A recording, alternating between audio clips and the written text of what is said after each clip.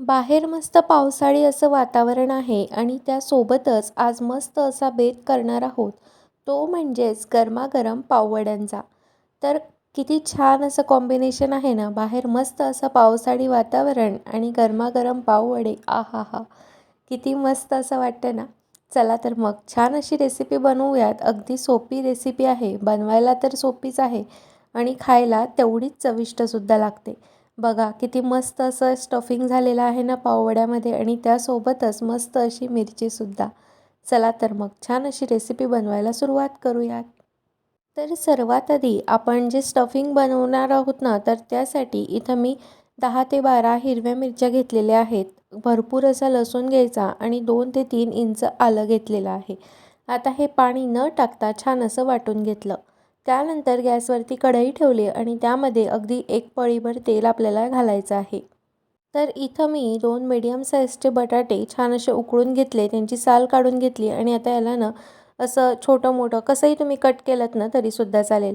पण हे ना थोडेसे आपल्याला स्मॅश टाईपमध्येच करायचे आहेत, त्यामुळे व्यवस्थित छान असे शिजवून घ्या.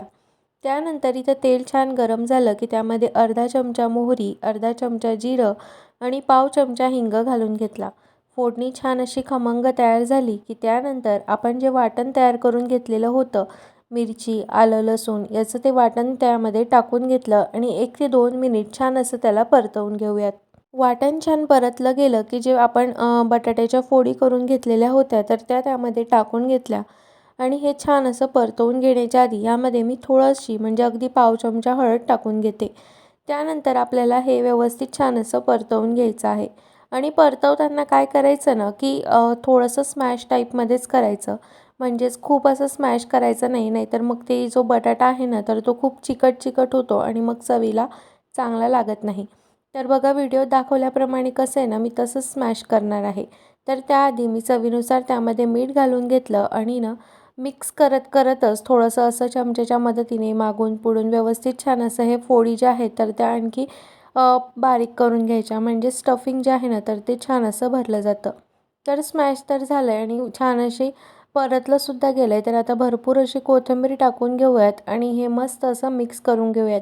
आणि इथं पाववड्यांसाठी लागणारं जे स्टफिंग आहे ना, तर ते आपलं या ठिकाणी तयार आहे. स्टफिंग थंड होतंय तोपर्यंत आपण इथं जे पाववड्यांसाठी बॅटर लागतं, तर ते बनवणार आहोत. तर इथं सर्वात आधी मी 1 वाटी हरभऱ्याच्या डाळीचं पीठ घेतलेलं आहे. त्यानंतर त्यामध्ये मी टाकणार आहे पाव चमचा हळद. हळद खूप जास्त टाकायची नाही, नाहीतर मग काय होतं, की पाववड्यांचा कलर वेगळाच येतो. त्यानंतर मग इथं मी ना थोडासा ओवा हातावरती क्रश करून टाकला, म्हणजे त्याचा जो स्वाद आहे ना, तर तो खूप छान असा लागतो. त्यानंतर त्यामध्ये चवीनुसार थोडंसं मीठ घालून घेतलं आणि आता सगळ्यात आधी हे जे सुके जिन्नस आहेत ना, हे व्यवस्थित छान आपण संपूर्ण मिक्स करून घेऊयात. तर आता ना इथं मी ज्या वाटीने आपण पीठ घेतलेलं होतं, तर त्याच वाटीने मी पाणी घेतलेलं आहे. सगळ्यात शेवटी मी तुम्हाला दाखवते, की मी किती पाण्याचा वापर केलेला आहे. तर थोडं-थोडं करूनच यामध्ये पाणी घालायचं, म्हणजे ज्या गुठळ्या किंवा लम्प्स म्हणतो आपण, तर ते तयार होत नाही.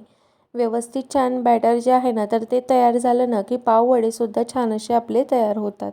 तर बघा मी थोडं-थोडं पाणी टाकून आहे ना, छान असं याचं बॅटर जे आहे ना, तर ते तयार करून घेते आणि बॅटर तयार करताना ना, छान असं हे मिक्स करायचं. जेवढं तुम्ही छान त्याला मिक्स करणार ना, तर तेवढे आपले पाववडे जे आहे ना, तर ते खूप छान असे तयार होतात. तर इथं बघा आता ऑलमोस्ट आपलं जे बॅटर आहे ना, तर ते तयार होत आलेलंच आहे. तर आता इथं बघू शकता अजिबातही आपल्या बॅटरमध्ये काही गुठळ्या किंवा लम्स काहीच नाही आहे.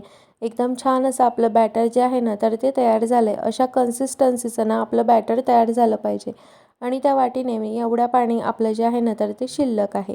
आता बॅटरसुद्धा साईडला ठेवून घेतलं आणि इथं मी पाव घेतलेले आहेत. तर यामध्ये आपल्याला ना स्टफिंग भरून घ्यायचं आहे. तर मी इथं ना हातानेच भरते. हाताने भरल्यामुळे काय होतं, की व्यवस्थित छान असं एकदम भरलं जातं आणि ज्यावेळेस आपण पाववडा कट करतो ना, तर त्यावेळेस अगदी छान असा दिसतो.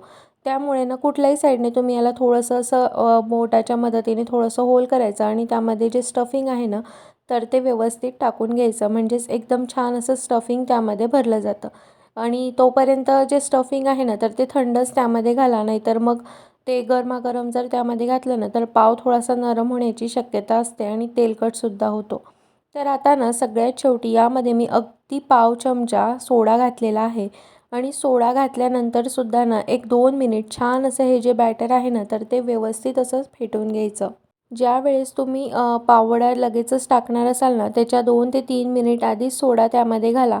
खूप जास्त आधी जे आहे ना तर सोडा त्यामध्ये घालू नका ठेवू, कारण की मग काय होतं की त्याची जी प्रोसेस आहे ना तर ती म्हणजेच थांबून जाते. तोपर्यंत साईडला इथं आपलं तेलसुद्धा छान गरम होत होतं.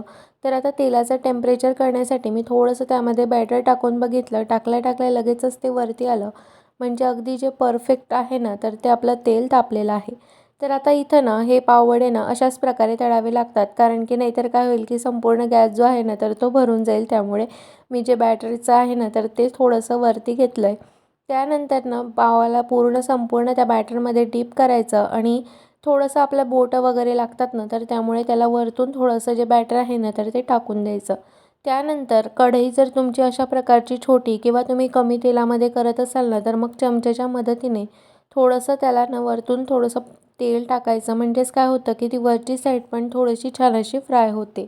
म्हणजेच काय होईल की ज्यावेळेस आपण पाववडा पलटतो तर त्यावेळेस जे कढई आहे तर ती आपली खराब होत नाही.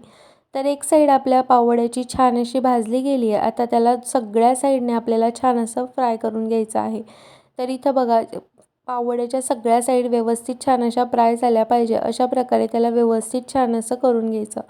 तर इथं बघा हळदीचं प्रमाण पण खूप जास्त नाही आणि सोड्याचं पण खूप जास्त नाही. सोडा जर तुम्ही जास्त प्रमाणामध्ये घातलात ना तर पाववड्याला एकदम लालसर असा कलर येतो. तर आता इथं आपला हा एक पाववडा रेडी आहे. तर आता आपण दुसरा सेम प्रोसेसने तळून घेणार आहोत. तर सेम बॅटरमध्ये आपल्याला छान असं हे डिप करून घ्यायचं आणि टाकताना ना थोडंसं जे पीठ आहे ना तर ते टाकून घ्यायचं आणि त्यानंतर मग जर वाटलंच की बोटांमुळे आपलं पीठ जे आहे तर ते निघालं आहे तर त्यावरती थोडंसं टाकून घ्यायचं. टाकल्यानंतर लगेचच ना त्याला थोडंसं असं वरतून तेल टाकायचं. म्हणजेच कढई छोटी असली तरी काहीही प्रॉब्लेम येत नाही. तर इथं सेम प्रोसेसने ना मी दुसरासुद्धा छान पाववडा तळून घेतलेला आहे. तर हे पाववडे आपल्या पावांची साईज केवढी आहे ना तर त्यानुसार आपल्याला तेल त्यामध्ये कढईमध्ये घालायचं. छोटे साईजचे पाववडे असतील ना, पाव असतील ना तर मग तेल कमी घातलं तरीसुद्धा चालेल. तर आता इथं बघा हा पाववडासुद्धा मी सगळ्या साईडने छान असा फ्राय करून घेते. हे आपल्याला खूप जास्त तळायला वेळ लागत नाही. फक्त तेल आपलं जे आहे ना तर ते खूप जास्त तापलेलं पण नको आणि खूप जास्त थंड पण नको. अगदी परफेक्ट तेल तापलेलं असेल ना तर पाववडे आपले एकदम छान असे तळले जातात. तर आता इथे आपले पाववडे तर तळून झाले. तर इथं मी मिरच्या घेतलेल्या आहेत. मिरच्या छान स्वच्छ धुवून घेतल्या, कोरड्या केल्या आणि त्यांना आतमधून ना थोडासा चीर दिला आहे. जर चीर नाही दिला तर मिरच्या पूर्ण न उडतील घरामध्ये. त्यामुळे ज्यावेळेस मिरच्याही तळाल त्यावेळेस मिरच्यांना थोडेसे आतमधून कट द्या. म्हणजेच त्या छान अशा तळल्या जातात आणि चवीला पण छान लागतात. किंवा तुम्ही त्यामध्ये मीठ भरलंत ना तरीसुद्धा चालेल. पण मी ह्या छान मिरच्या तळून घेतल्या आणि त्यावरती नंतर थोडंसं मीठ घालून घेतलं आणि हे व्यवस्थित छान असं मिक्स करून घेतलं.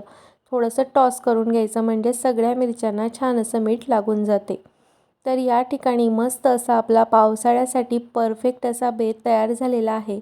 हा बेत तुम्हाला माहिती का कुठला फेमस आहे तर? हा फेमस आहे तो म्हणजेच नाशिकचा फेमस पाववडा.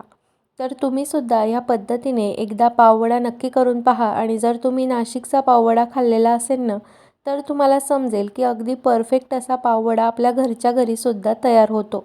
आणि पावसाळ्यामध्ये खरं तर बाहेरचं खूप जास्त खाल्ल्यामुळे आपण आजारी पडण्याची शक्यता असते.